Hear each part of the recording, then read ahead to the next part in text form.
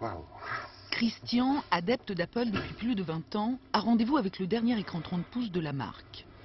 Alors là, on frise la perfection. Vous vous mettez à genoux?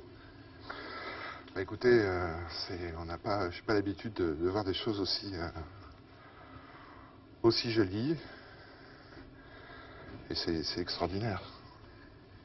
Je crois qu'on attend ça comme un enfant devant son arbre de Noël, quoi. Mac ou PC, deux grands systèmes qui s'opposent. L'univers d'Apple avec ses petites icônes design et celui du PC plus austère. D'ailleurs, pour les passionnés de la pomme comme Christian, c'est l'enfer ou le paradis, le blanc ou le noir. C'est vraiment un côté obscur le PC. La lumière, c'est le Mac et en plus tout dans le Mac révèle et montre la lumière de toute façon. Le blanc, le côté propre, net. Enfin, on a aussi voulu donner cette atmosphère-là. Immaculé. Voilà, exactement. La force est avec vous? Ouais, je pense. Il existe même des théologiens de la religion informatique. Le PC serait protestant, débrouillez-vous. Le Mac, catholique, je viens à vous. On vous livre une machine sans mode d'emploi parce que, a priori, les icônes et les logiciels sont tellement simples à comprendre et à interpréter qu'il se passe d'explications. Dans le monde PC, j'ai envie de vous dire, c'est aide-toi le ciel t'aidera. Hein. On met les mains un peu dans le cambouis. L'univers PC serait donc anarchique. Et les fans le reconnaissent volontiers. Les personnes qui ne sont pas dans l'informatique et qui arrivent devant ces boutiques, c'est vraiment la jungle du PC.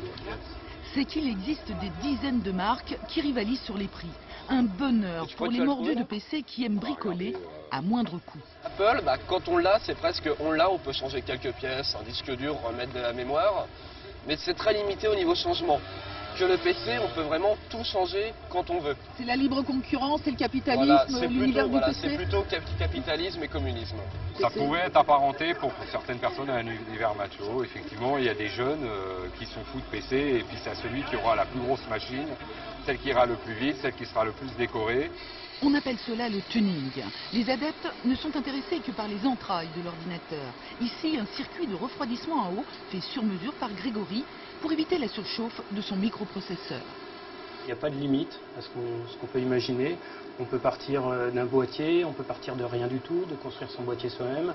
C'est vraiment, on peut avoir un acte créatif complet de A à Z, tout en ayant une machine fonctionnelle. On peut même glisser dans l'ordinateur une vraie souris vivante.